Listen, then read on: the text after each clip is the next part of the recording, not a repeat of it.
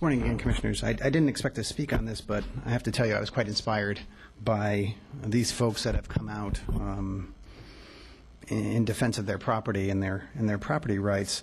I really don't know anything about this, but from what I gather in just a short amount of time listening to these folks, they don't have a problem. They like their water, and they're being forced to hook up to what several of them have said is very bad water. And they're going to have to pay $4,500 mandatory hookup for this privilege. And I think the lady said it's $120 a month for water only. Just running the numbers off the top of my head, if that's just for water, at another $30 or $40, so 150 times 10 would be what, $1,500. So we're talking about $1,800 a year. And the other lady said it cost about $5,000 to $6,000, I think she said, for her cistern. So in just 3 or 4 years, her ROI is going to pay for a cistern system that is environmentally friendly, doesn't damage the aquifers underneath, and just by draining them empty. This is interesting because you folks talk about, and we heard Commissioner Constance say today about he's angry that we're being forced to protect these birds. Here's an opportunity for us not to be big government and forcing the individuals to hook up. I listened to these folks from the first young lady who spoke beautifully, saying, talking about all the regulations, and she's quite right. Cisterns are a great idea. Capturing fresh water and reusing it couldn't be more environmentally friendly. But you want to hook these people up and force them to use a system, a product they don't want and they don't need.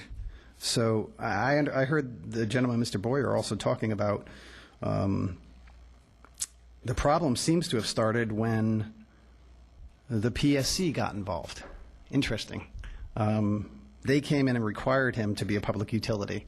So once again, we have another example of the government coming in, forcing a small businessman and telling him what to do. If there was a problem before that, the residents already had the solution. They didn't need government. They had their cisterns.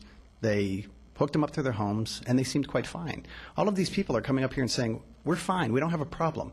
Why don't you leave us alone? I believe that's actually what the one gentleman said. Why don't you just leave us alone? And yet here today you're thinking about forcing these folks to connect to a system that they don't want and they don't need.